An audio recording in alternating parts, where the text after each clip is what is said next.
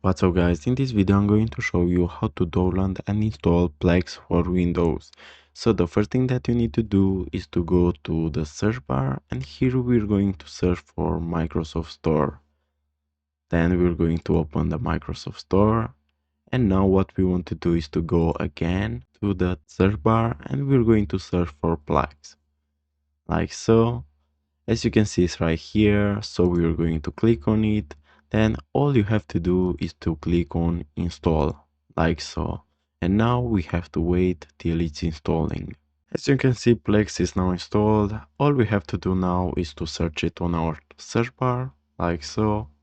And as you can see, now we can open it, so we're going to do that.